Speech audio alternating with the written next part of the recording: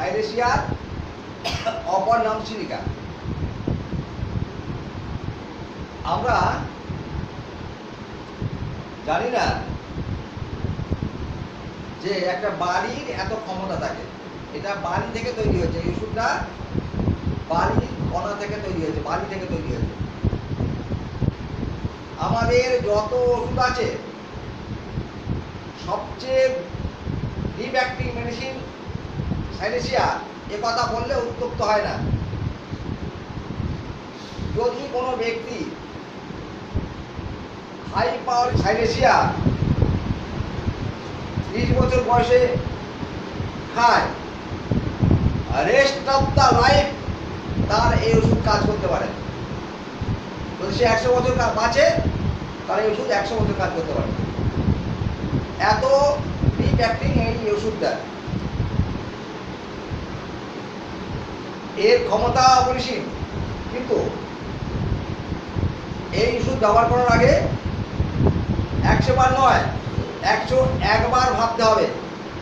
কারণ এই ওষুধ ধ্বংসাত্মক, এ মারাত্মক ক্ষতিকারক ওষুধ। তো তাহলে আর এই ওষুধ পড়ে কি হবে? যার ক্ষতি করার ক্ষমতা যত বেশি, তার রক্ষা করার ক্ষমতা তত বেশি। অতএব সাইলেশিয়া আমরা খুব ভালো করে পড়ব, এর প্রয়োগ করার সময় 101 বার ভাববো। সিমটম যদি মেলে তাহলে এর মতো ক্ষমতাশালী ওষুধ আমাদের মেডিকায় নেই বললেও খুব ভুল বলা হবে না। এখন এই সাইলেশিয়া আমি বলেছিলাম ইতিপূর্বে যে যে উপাদান থেকে যে ওষুধ প্রস্তুত হয়, সেই উপাদানের কিছু কোয়ালিটি, কিছু গুণাগুণ, কিছু সিমটম সেই ওষুধ ক্যারি করে। আমরা দেখেছি যেখানে বালি জড়ো করা আছে, সেই বালির উপরে কিছু প্রাকৃতিক কারণে কিছু গাছপালা জন্মায় তো নাকি? যে গাছগুলো জন্মায় সেই গাছগুলো সাইলেশিয়ার নেয়, অর্থাৎ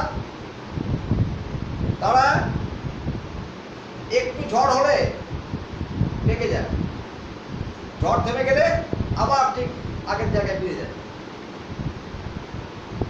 একটা ধান গাছ হয়েছে বাড়ির উপরে, হতে পারে একটা লতা কোনো গাছ হয়েছে বাড়ির উপরে, বাড়ির উপরে নিশ্চয়ই তাল গাছ হবে না, খেজুর গাছ হবে না, বট গাছ হবে না, হবে?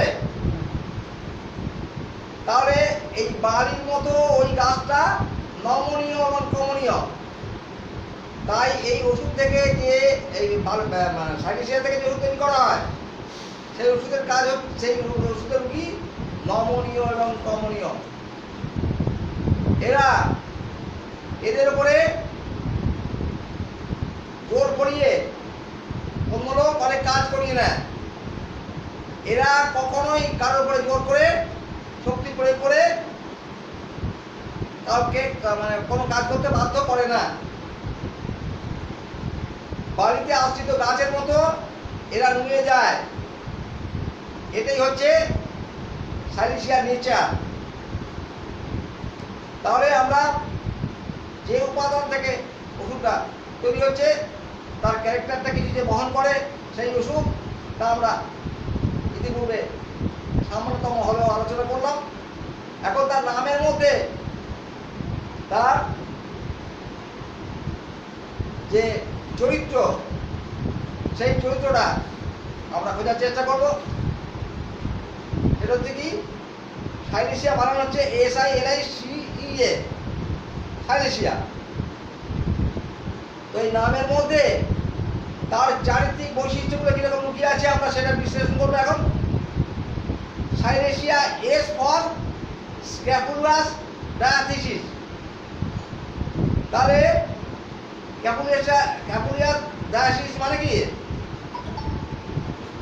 গন্ডমালা ধাতু বিশিষ্ট রোগী। গন্ডমালা কি? গন্ড মানে কি? ঘাট।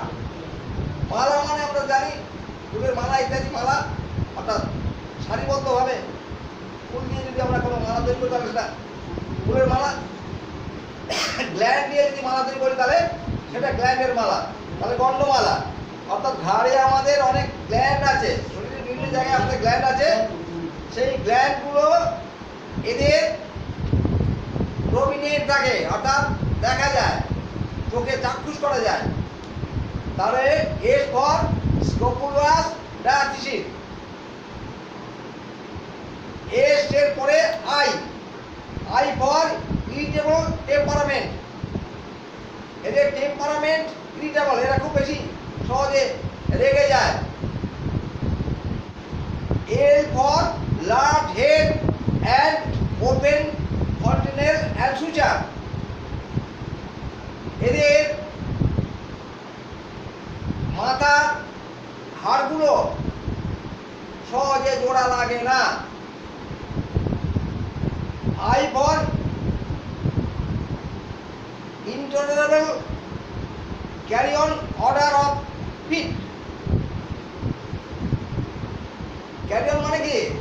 এর মানে হচ্ছে গলিত মাংস, পচা গন্ধ, কেমন? তাহলে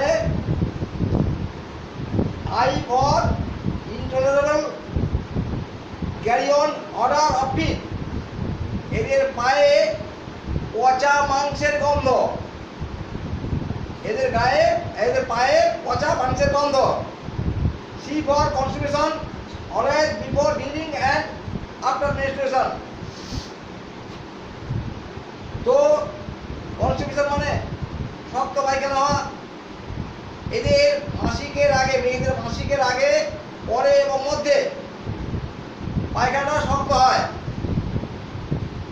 ই for every little injury suppuration, এদের প্রত্যেকটি ছোট্ট আঘাতে প্রচুর কুমুদ উৎপত্তি হয়। কুমুদ এদের শরীরে সামান্য আঘাতে কুমুদ উৎপত্তি হয়। A for alternate fistula in ano with chest complaint, এদের অগন্ধ রোগের সঙ্গে আর বুকের ব্যথা অল্টারনেটলি হয়, অর্থাৎ একবার এটা ভালো হয়, ওটা হয়, ওটা হয়, ওটা ভালো হয়। বুকের ব্যথার সঙ্গে আর ফিসার বা ফিস্টুলা, মলদ্বারে হয় যেটা, এইটা অল্টারনেটলি হয়। যখন দেখবো যে ফিস্টুলা ভালো আছে, তার বুকের যন্ত্রণা শুরু হবে, বুকের যন্ত্রণা ভালো আছে, ফিস্টুলা শুরু হবে। তাহলে আমরা নামের মধ্যে সাইনেসিয়ার ক্যারেক্টার আলোচনা করলাম। তাহলে আমি নামের মধ্যে আর সাইনেসিয়ার চারিত্রিক বৈশিষ্ট্য বোঝানোর চেষ্টা করেছি, যা দিয়ে আমরা ওষুধটাকে চিনতে পারবো। এখন আমরা সাইনেসিয়ারগুলিকে দেখতে কেমন সেটা একটু পর্যালোচনা করি। সাইনেসিয়ারগুলি মুখশ্রী খুব সুন্দর, কিন্তু হাড় জিড়ে, মাথার চুল খুব পাতলা, মাথাটা বড়,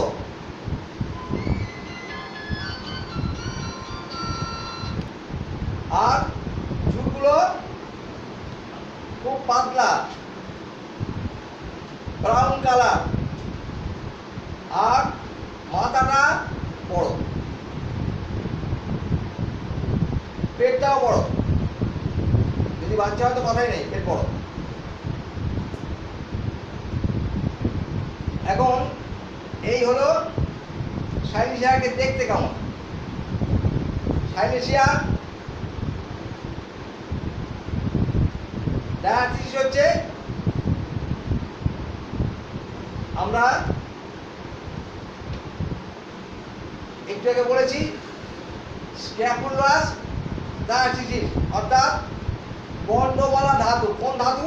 বর্ণমালা ধাতু, অর্থাৎ ঘাড়ের গ্ল্যান্ডগুলো অনেক বড় বড়, এরকম দেখা যাবে, চোখ দিয়ে দেখা যাবে। বর্ণমালা ধাতু, বর্ণমালা ধাতু কথাটা মানে হচ্ছে ঘাড়ের যে গ্ল্যান্ডগুলো আছে সেগুলো একটা মালার মতো, অত্যন্ত প্রমিনেন্ট, যা হাত দিয়ে ফিল করা যাবে, চোখ দিয়ে দেখা যাবে।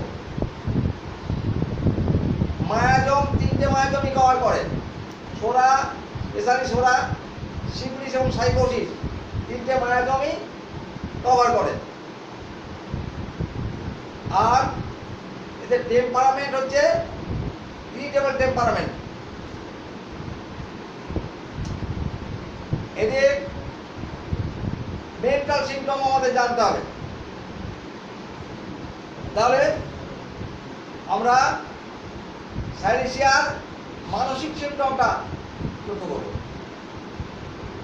এরা খুব নমনীয় এবং কমনীয়। আমরা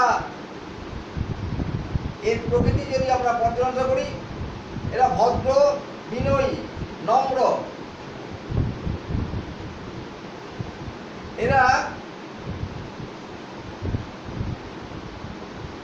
এদের সংকল্পে দৃঢ় থাকে। কথাটা বোঝাতে হবে একটু। এদেরকে যদি কেউ একটু বোঝায় যে চলো না একটু সিনেমা দেখে আসাও, ভদ্রতা খাতিরে, তপের খাতিরে বলবে হ্যাঁ যাবো, কিন্তু আগে থেকে ঠিক করে নিয়েছে আমি যাবো না, অর্থাৎ সে যাবে না। মানে এরকম প্রকৃতি। এরা জোর করে কারো উপরে কোনো প্রভাব বিস্তার করতে পারে না। এদের উপরে জোর প্রেশার ক্রিয়েট করে, জোর করে এদের কোনো কাজ করতে বাধ্য করা যায়। এরা নমনীয় এবং কমনীয়, নম্রতা, ভদ্রতা এরা জানে। তো ধরা যাক যে তিনটে ভাই একটা ভদ্রলোকের, তিনটে ভাইয়ের মধ্যে বনিমানা খুব বেশি নেই, তার বাপের সম্পত্তিটা ভাগাভাগি হবে।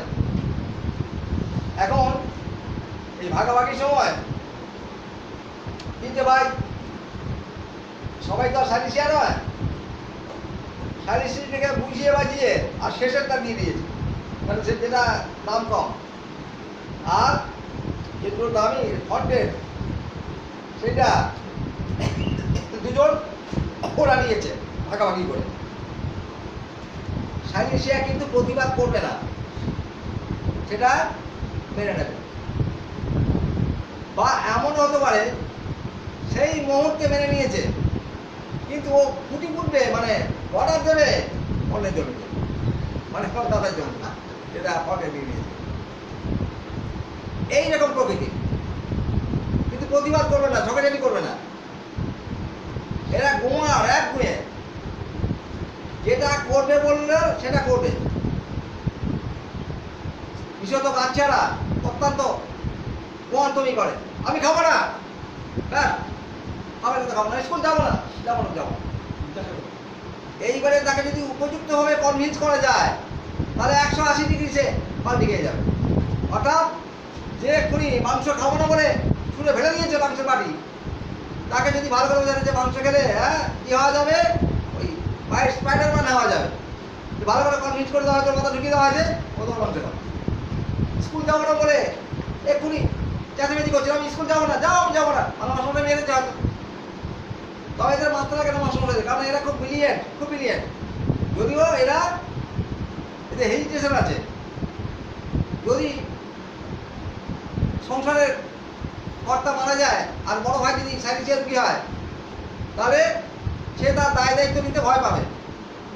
সে বলবে আমি এসব পারবো না, হ্যাঁ মেজো ভাইকে বা তারপরে ভাইকে বলবে তুমি সংসার করো, আমি পারবো না, জমি কোথায় কী হচ্ছে আমি জানি না, কোথায় জমি আছে, ব্যবসা তুমি চালাও, আমি পারবো না। যদিও যদি এরা দায়িত্ব নেয়, তাহলে অত্যন্ত সুনামের সঙ্গে সে কাজ করতে পারবে, কিন্তু এরা দায়িত্ব নিতে চাইবে না। তাহলে আমরা প্রতিনিয়ত রাস্তাঘাটে, পথে আমাদের রুগী খুঁজবো, আমাদের হোমিওপ্যাথি চোখ দিয়ে সব কিছু অ্যানালিসিস করবো। আমরা এরকম লোক তুমি দেখতে পাই, হ্যাঁ ব্রিলিয়ান্ট, অবশ্যই ব্রিলিয়ান্ট। এরা কিন্তু কী হয়, যদি রাজনৈতিক বক্তা হয়, তাহলে যদি রাজনৈতিক বক্তা হয়, তাহলে ও বক্তব্য রাখতে প্রথমে চাইবে না, বলে ঠিক আছে তোমরা বলো, আমি পরে বলবো। নিজের উপরে কনফিডেন্স নেই, সে জানে যদি ভুল হয়ে যায় তুই ঠিক না বলতে পারি। এটা আরো অনেক ওষুধের মধ্যে আছে, কিন্তু এর এই রকম লাইকোপোডিয়ামের মধ্যে এটা আছে। লাইকোপোডিয়াম সেও কিন্তু ওই বক্তব্য চায় না, নতুন মানে নিউ কামারের কাছে নিজেকে অ্যাপ্রোচ করতে পারে না। লাইকোপোডিয়ামের সিমটম আছে। লাইকোপোডিয়াম পারবো না বলে তার ভয়, আর এ পারবে, মনে করে যে আমি পারবো, কিন্তু আমি যে স্ট্যান্ডার্ডের সেই স্ট্যান্ডার্ড মেনটেন করতে পারবো কিনা। একটা স্ট্যান্ডার্ড থাকে তো, সেখানে সব ওই ছোট বড় নেতা এসে গেছে, পঞ্চায়েতের প্রধান আর ওই পঞ্চায়েত সমিতির লোকেরা এসে গেছে, আর এই রাজ্য স্তরের নেতা। তো এ বলে এইসব এরা বলবে, তো এরা এত বড় তো আগে বলে নাও, আমি ও বলার চেষ্টা করবো, মানে শেষের দিকে বলার চেষ্টা করবে, ওরা কি বলে দেখে নেবে, নিয়ে বলার চেষ্টা করবে। কিন্তু খালি ভাববে যে এরা যদি বক্তব্য রাখে, শুনেছি খুব ভালো বক্তা, পঞ্চায়েত সদস্য হলে গিয়ে ভালো বক্তা, আমি পারবো তো। যদি আমাকে ও হারিয়ে দেয় তাহলে আমার মান সম্মান থাকবে না, আমি রাজ্য স্তরের নেতা, এইরকম তার একটা মানসিকতা থাকবে। এরা পড়তে লিখতে খুব ক্লান্ত হয়ে পড়ে, বেশি লেখাপড়া করতে চায় না, যদিও বুদ্ধি এদের খুব তীক্ষ্ণ, কিন্তু ওরা পড়তে পড়তে ওই মানে সে তার বোর লাগবে, সে এই কাজটা করতে পারবে না। এদের মধ্যে পিন ম্যানিয়া, বিশেষত চাইল্ডের মধ্যে পিন ম্যানিয়া আছে। পিন ম্যানিয়া, পিন মানে আলপিন, আলপিন। এরা আলপিন কাউন্ট করবে, আলপিনকে ভয় পাবে, মজার ব্যাপার। আলপিন দেখলে এরা ভয় পায়, কুঞ্চনা কোনো দ্রব্য দেখলে ভয় পায়, আবার সেগুলো নিয়ে খেলা করবে, সেগুলো কাউন্ট করবে, সেগুলো গুছিয়ে রেখে দেবে। মজার ব্যাপার নাকি, মজার সিম্পটম নাকি?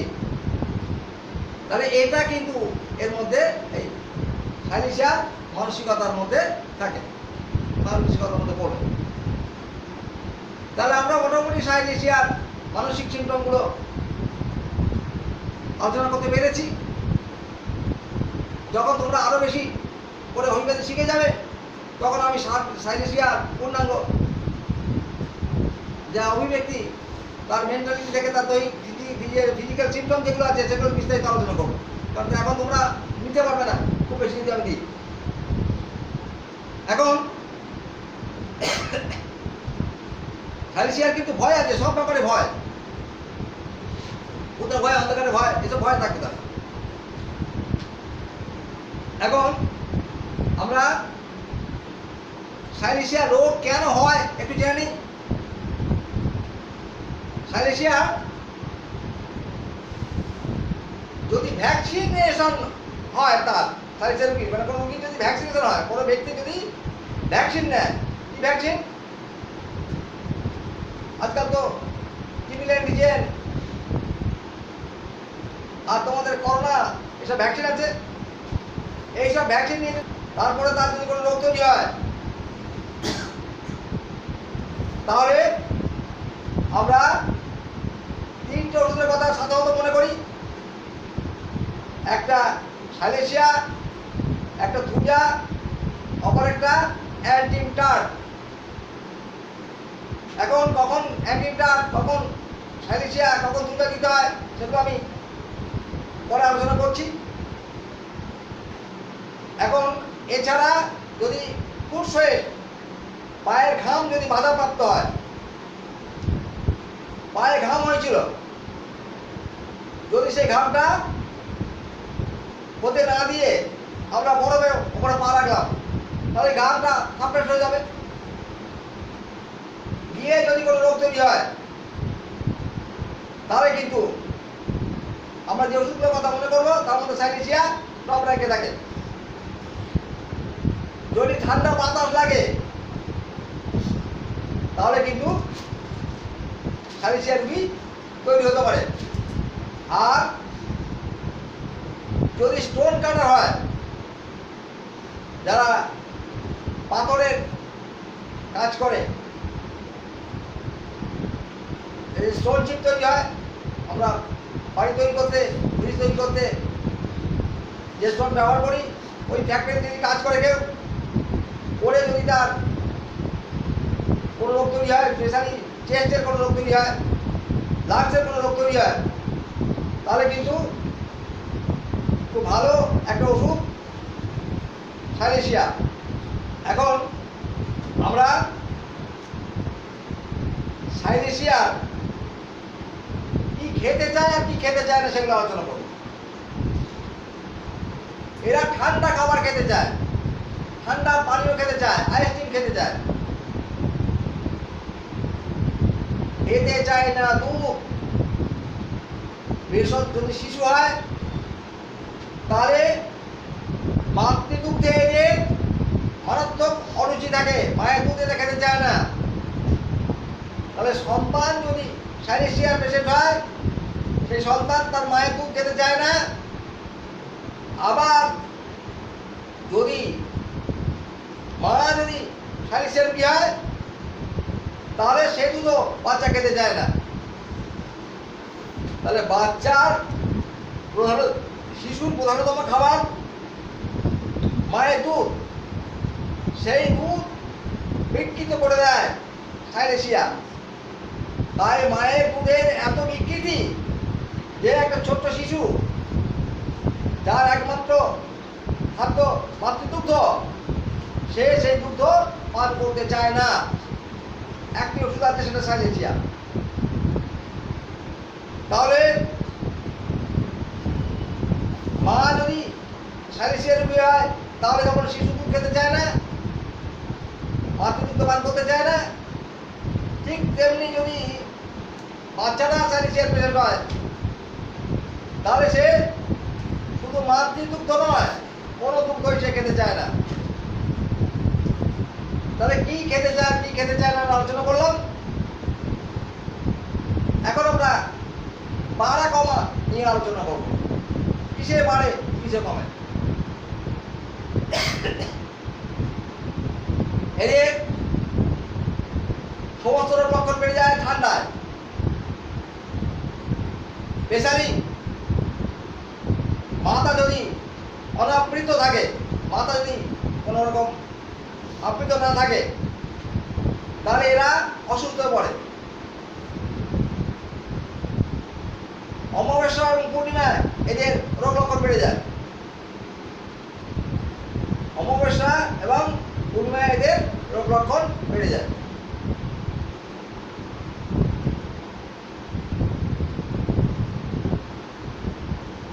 যখন এদের গ্যাস্ট্রিক কমপ্লেন অর্থাৎ পেটের কোনো সমস্যা থাকে তখন এরা যদি গরম খাবার খায় তাহলে এদের রোগ লক্ষণ বেড়ে যায়। ঠান্ডা খাবারে এদের রোগ লক্ষণ কমে যায়। তাহলে বাড়ে কিসে? এদের ঠান্ডায় বাড়ে, গরমে কমে, ঠান্ডায় বাড়ে। এদের মাথা যদি আবৃত করে রাখা হয় তার রোগ লক্ষণ কমে যায়, ভালো থাকে, সুস্থ থাকে। এদের যদি পেটের রোগ তৈরি হয়,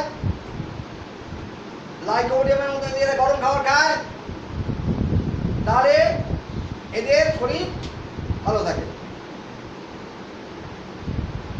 তাহলে আমরা বাড়া কমা জানলাম। এখন এদের কিছু পেটের রোগ থাকলে, অন্য রোগ থাকলে কিন্তু হবে না। অন্য রোগ থাকলে কিন্তু গরম খাবারে বেড়ে যাবে। পেটের রোগ থাকলে কমবে। ভালো রোগ যারা পেটের কোনো রোগ যদি থাকে, যদি তার গ্যাস্ট্রাইটিস থাকে, যদি গ্যাস্ট্রিক আলসার হয় তাহলে সে গরম খাবার খেলে ভালো থাকবে। আর ইন জেনারেল সে ঠান্ডা খাবার খেলে ভালো থাকবে। মজার কথা কিন্তু এগুলো খুব ভালো করে মনে রাখবো, নাহলে মুশকিল হয়ে যাবে। একটা রোগের একটা ওষুধে তার বেসিক সিমটমগুলো যদি মনে রাখতে পারা যায় তাহলে আমরা যে কোনো মৃত্যু পথযাত্রী রোগীকেও সুস্থ করতে পারবো। সবসময় একটা ফিলিং থাকে, জিভে একটা চুল আছে।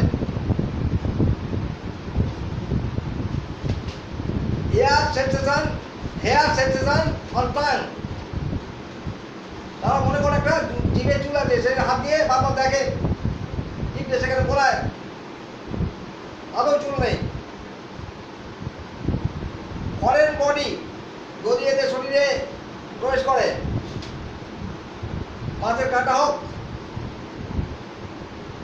কাঁটা হোক বা একটা ওই বন্দুকের গুলি হলো যদিও হয় যদি ঢুকে যায়,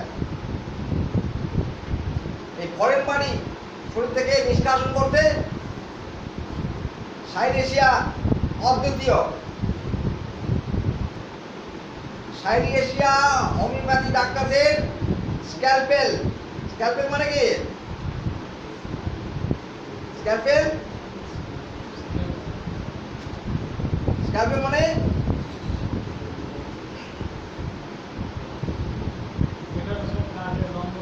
হ্যাঁ কাঁচি, ছুরি।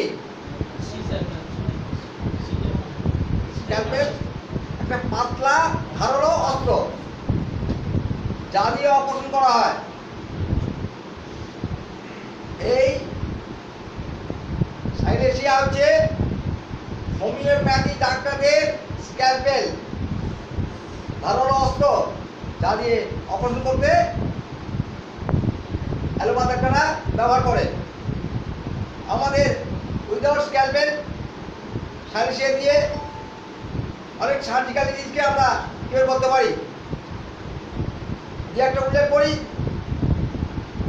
ফিস্টুলা ইন অ্যানো, মলদ্বারে ভবান্তর, কিসার, নেত্রনালী, চোখের নালী তৈরি হয়েছে, নালীঘা তৈরি হয়েছে, যা নন কেরোটিন অ্যালোপ্যাথ সার্জারি করে চোখের পাতলা চিরকালের জন্য পড়ে যেতে পারে। এই নেত্রনালীর খুব ভালো ওষুধ হচ্ছে সাইনেশিয়া। কিন্তু আমি সাইনেশিয়া প্রয়োগের আগে 101 বার ভাবতে বলবো। সাইনেশিয়া কিছু বেসিক সিমটম, গাইডিং সিমটম আলোচনা করব। সাইনেশিয়া ইতিপূর্বে আমি বলেছি যে যে কোনো জায়গায় যদি সামান্যতম কেটে যায় সেখানে পুঁজ তৈরি করতে পারে। যে পুঁজ তৈরি করতে পারে, যদি কোনো জায়গায় পুঁজ খুব বেশি হয়, সেই পুঁজকে অ্যাবজর্ব করার জন্য আমরা সাইনেশিয়া প্রয়োগ করতে পারি। তো সাইনেশিয়া পুঁজ অবজার্ভ করে অথবা ক্ষেত্র বিশেষে পুঁজ তৈরি করে। একটা ছোট্ট ক্ষত তৈরি হয়েছে, সেই ক্ষত দিনের পর দিন ধরে পুঁজ নিষ্কাশন করে চলেছে। আমরা যদি তার টোটাল সিমটমটা পাই সাইনেশিয়া, তাহলে সাইনেশিয়া যদি তাহলে সেই দীর্ঘদিনের পুঁজ যা তার কান দিয়ে হোক আর কেটে গিয়ে সেই ক্ষত থেকে হোক, দাঁতের গোড়া থেকে হোক, আমরা সহজেই ভালো করতে পারবো। আর কি আমি ইতিপূর্বে সিমটম বলেছি, তবুও এটা বেসিক সিমটম, এটা গাইডিং সিমটম, তাই আবার বলছি। মাসিকের সময় আগে পরে এদের কনস্টিটিউশন তৈরি হয়। এদের পায়খানা বিষাক্ত হচ্ছে কি, মেকানিক্যাল ভাবে এদের মল টেনে বার করতে হয়, হাত দিয়ে বা চামচ দিয়ে টেনে মলদার থেকে টেনে বার করতে হয়। এদের মল কিছুটা বেরিয়ে আবার ভেতর দিকে ঢুকে যায়। এদের মল সম্পূর্ণ বেরিয়ে আসে না, অনেকদিন ধরে মল ভান্ডে মল জমে থাকে। এদের মল সাধারণত ন্যাড়া হয়, অর্থাৎ লম্বা হয়ে পড়ে, লাইক ডগ, কুকুরের পায়খানা যেমন হয় সেই রকম। অনেকদিন থেকে মল জমে থাকে, পায়খানা হয় না। যদি বা মল দিয়ে পায়খানা করানো হয় তাহলে মলটা কেটে রক্ত বাড়াতে থাকে, পিসাব পিস্টুলা অস তৈরি হয়ে যায়। তো এর প্রচন্ড ঘাম হয়, স্পেশালি মাথায় এবং পায়ে। মাথায় ঘাম আমরা ক্যালকেকার করে দেখেছি, পায়ে ঘাম ক্যালকেকার হতে পারে। ক্যালকেকারের গন্ধে, ঘামের গন্ধ টক গন্ধ, বাট সাইনেশিয়ার গন্ধ পচা মাংসের গন্ধ। এদের এক্সিলা কোর মানে পায়ের নখ, এই পায়ের কি বলে আঙুল, হাতের আঙুল, এইসবগুলোতে প্রচুর গলিত মাংসের গন্ধযুক্ত ঘাম তৈরি হয়। যদি এদের পায়ে ঘাম নাও হয় তাহলে এদের পা থেকে পচা মাংসের গন্ধ বেরোয়, অত্যন্ত অপেক্ষিক স্মেল। স্পেশালি সন্ধ্যার দিকটা আমরা এদের পায়ে থেকে পেয়ে থাকি। এদের ঠান্ডা লাগার প্রবণতা খুব বেশি আছে। ঠান্ডা সমস্ত শরীরে লাগতে পারে, কিন্তু স্পেশালি এদের মাথা বেশি ঠান্ডায় আক্রান্ত হয়। তাই এরা মাথায় সবসময় একটা পট্টি বেঁধে রাখে, কাপড় জড়িয়ে রাখে, টুপি পরে। তাহলে সাইলেশিয়ার মধ্যে আমরা তার বেসিক কিছু সিমটম পেলাম। আমি এবারে তার পজিশনগুলো দিয়ে একটু আলোচনা করি। আমরা একটু আগে বললাম যে পায়ের ঘাম যদি বাধাপ্রাপ্ত হয় তাহলে সাইলেশিয়ার রোগ তৈরি হতে পারে। আমরা বলেছি যদি কোনো স্টোন কাটতে থাকে দীর্ঘদিন ধরে তাহলে সাইলেশিয়ার রোগ তৈরি হতে পারে। তো ভ্যাকসিনেশন নেওয়ার পরে আমরা বলেছি যে সাইলেশিয়ার রোগ তৈরি হতে পারে। এগুলো একটু বিস্তারিত ব্যাখ্যার প্রয়োজন। আমি দু একটা ছোট ছোট উদাহরণ দিয়ে এগুলো ব্যাখ্যা করার চেষ্টা করছি। ধরা যাক যে কেউ ভ্যাকসিন নিয়েছে, টিকা নিয়েছে, টিকা বীজের টিকা, কোনো রোগ জীবাণুর টিকা, করোনার টিকা নিয়ে তার কনভালশন শুরু হয়েছে। কনভালশন মানে খিচুড়ি শুরু হয়েছে, বমি করছে কেউ, কারোরা অন্য কোনো রকমের কিছু অস্বাভাবিক সিমটম প্রডিউস করেছে, তখন আমরা তাকে সাইলেশিয়া প্রয়োগ করব। এখন সিমটম যদি না মেলে শুধু ব্লাইন্ডলি আমরা সাইলেশিয়া দেবো, রোগ সারবে এমন নয়। আমি একটু আগে উল্লেখ করেছি যে টিকা দেওয়ার কুফলে সাধারণত তিনটে হোমিওপ্যাথি ওষুধ আমরা বিবেচনা করি। একটা হচ্ছে পূজা, একটা সাইলেশিয়া, আর একটা অ্যান্টিউটার। তো আমরা পূজা আর সাইলেশিয়া পৃথকীকরণ কি করে করব? পূজা টিনি পেশেন্ট, সাইলেশিয়াও টিনি পেশেন্ট, কিন্তু যদি গ্রেডেশন করি তাহলে সাইলেশিয়া পূজার চেয়ে কয়েক গুণ বেশি খিটকা তুলে। সাইলেশিয়ার মল যেমন সহজে বেরিয়ে আসে না, আঙুলের দ্বারা বা কোনো যান্ত্রিক উপায়ে মল টেনে বার করতে হয়, পূজারও এই সিমটম আছে, পূজা এই সিমটম ক্যারি করে। তাহলে আমরা পূজা আর সাইলেশিয়া একই সিমটম ক্যারি করছে, কি করে দেবো? না, সাইলেশিয়া দুধ খেতে চায় না, তো আমরা পূজার ক্ষেত্রে এই সিমটম পাই না। তাহলে আমরা পৃথক করতে পারছি এইভাবে। এদের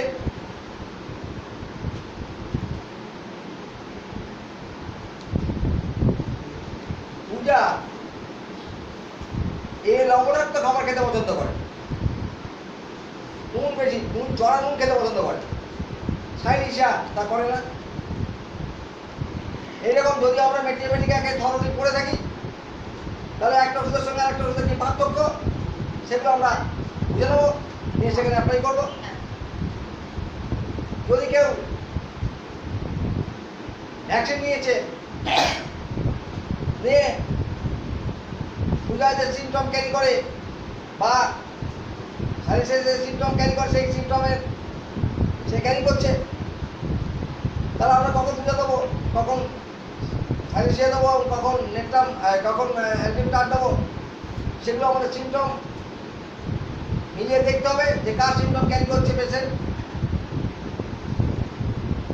এখন এক একটা ওষুধের এক একটা অর্গানকে, এক একটা অঙ্গ প্রত্যঙ্গকে বিশেষভাবে আক্রান্ত করে।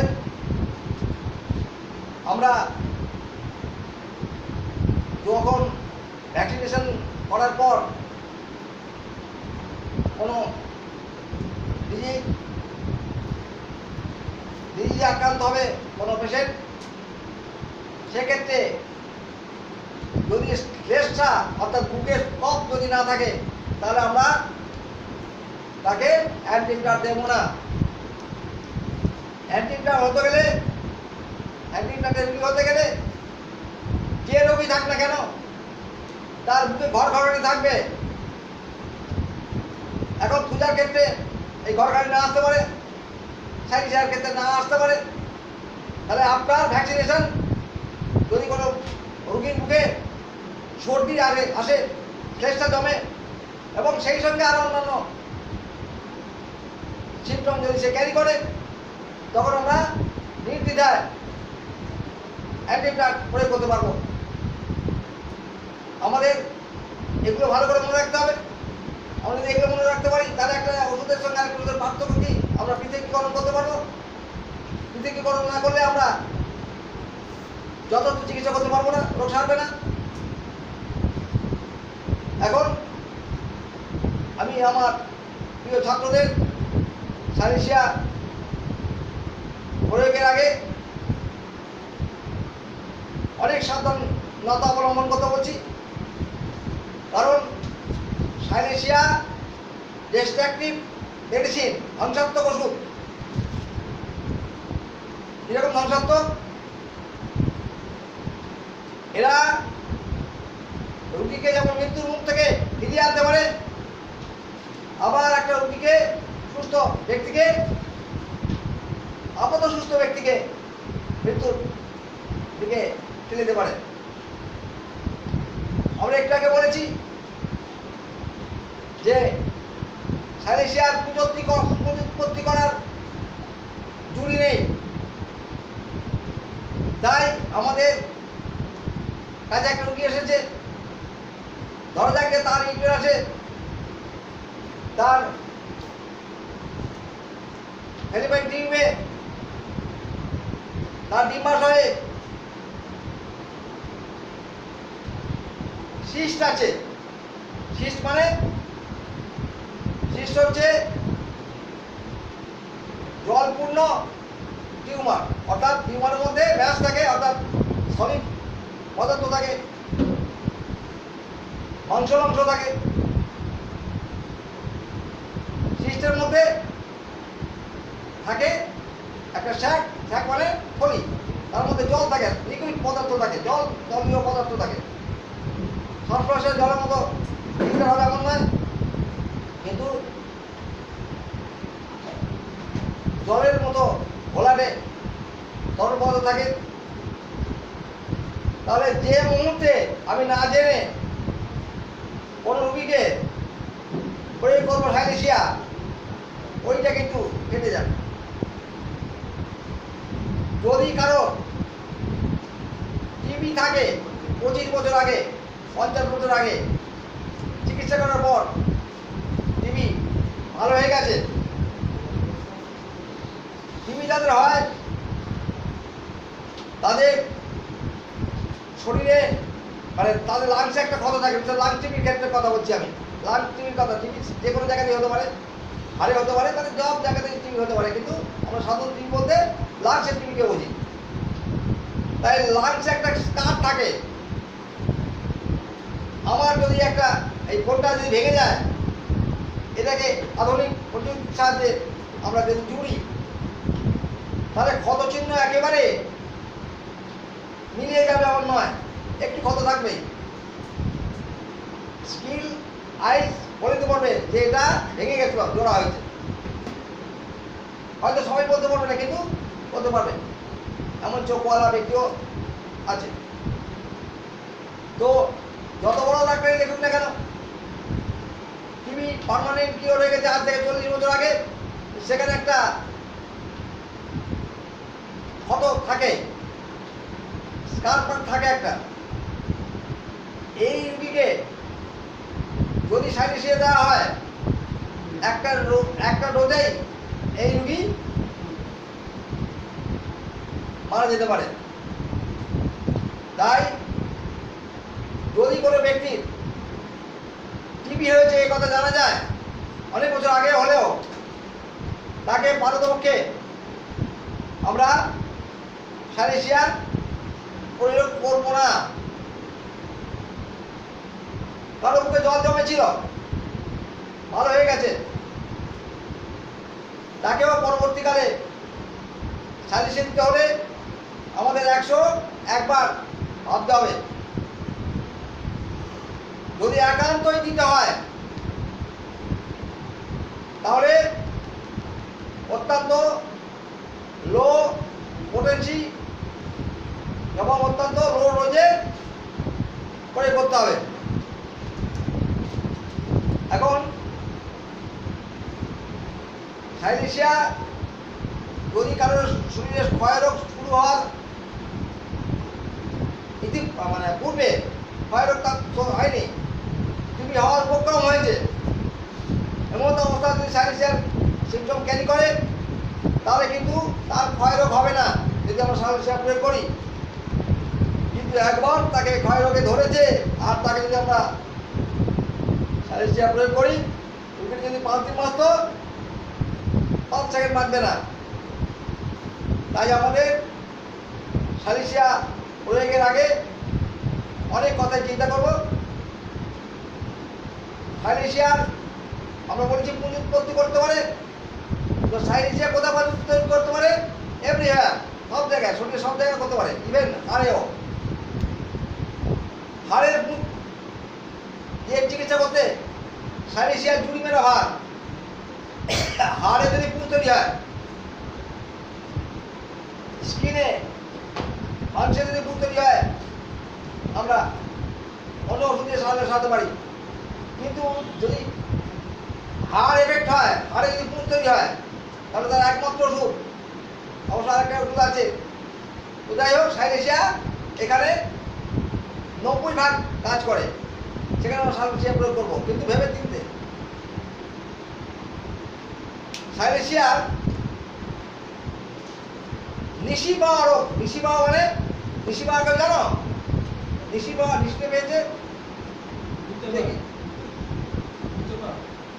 নাইট মেয়র, রাত্রিবেলা সে ওই উঠে পায়চারি করছে, আবার এটা শুয়ে পড়েছে, হঠাৎ করে ঘুমিয়ে গেছে, সে পায়চারি করছে। এরকম আমরা অনেক রুগীকে পাই। আমরা কিছুদিন আগে এরকম একটা রুগীকে পেলাম, তিনি এমনি পড়ছিলেন, মানে অ্যালোপাথ এমনি পড়ছিলেন। তো ওই হোস্টেলের ছাদে রাত্রে উঠে পায়চারি করতে করতে ব্যাস ছাদ থেকে পড়ে গিয়ে মরে গেছে। আমরা তখন দেখেছি যে ইতিপূর্বে সে অনেকবারই নাকি ঘুমতে ঘুমতে এই অবস্থায় উঠে গেছে। তাহলে নিশি পাওয়ার একটা ভালো ওষুধ হচ্ছে সাইনেসিয়া। কিন্তু আমি আগে যে সিমটমগুলো বলেছি, বেসিক সিমটম, গাইডিং সিমটম, সেই সিমটম যদি ক্যারি করে, তাহলে কিন্তু এখানে কার্যকর হবে, আদারওয়াইজ কাজ হবে না। সাইনেসিয়া তাহলে কিভাবে কাজ করে আমি বললাম, চোখে ছানি পড়ে, ছানির খুব ভালো ওষুধ সাইনেসিয়া। অ্যালোপ্যাথ ডাক্তাররা সাইনেসিয়াকে সহ্য করতে পারে না, কারণ তাদের সার্জেনরা যেটা করে আমরা সালিশে দিয়ে সেটা করতে পারি। চোখে ছানি পড়া শুধু নয়, পিস্টুলা, চোখে নালি ক্ষত হয়েছে, ক্ষত, এর যে কি ভালো ওষুধ সাইলেশিয়া, যা ভাষায় প্রয়োগ করা যাবে না। আমি কয়েকশো নারী ক্ষত রোগীকে ভালো করতে পেরেছি সাইলেশিয়া প্রয়োগ করে। নারী ক্ষত যদি সার্জারি করা হয়, অধিকাংশ ক্ষেত্রেই আমরা দেখেছি যে ব্যর্থ হয়, এগুলো সরে না। অনিষ্টুলা বলে একটা রোগ তৈরি হয়, অগন্তর, যাকে আমরা বাংলায় বলি। সেটা কিরকম না, পায়খানার দ্বারের কাছে, অর্থাৎ অ্যানাসের কাছে, একদম অ্যানাসে একটা ওই ফোড়ার মতো সিমটম আমরা দেখতে পাই। প্রচন্ড জ্বালা যন্ত্রণা হয়, কদিন পরে সেটা ফেটে যায়, রক্ত রস বেরিয়ে গেল, ঠান্ডা আর কিছু হচ্ছে না। আবার 1 মাস পরে, আবার 2 মাস পরে, আবার 3 মাস পরে আবার ওই রকম ফুলে ওঠে, আবার সেটা ফেটে যায়। আলুমা দুধ খেয়ে হোক আর বা আপনা হোক, আপনি ফেটে যায়। ফেটে গেলেই তার নিষ্কৃতি, যখন সেটা বাড়ে বা পাকে, প্রচণ্ড জ্বালা যন্ত্রণা ইত্যাদি শুরু হয়। তো আমরা এক্ষেত্রে আমাদের সাইলেশিয়া যদি সিমটম মিলিয়ে প্রয়োগ করি, ভাবতে পারা যাবে না।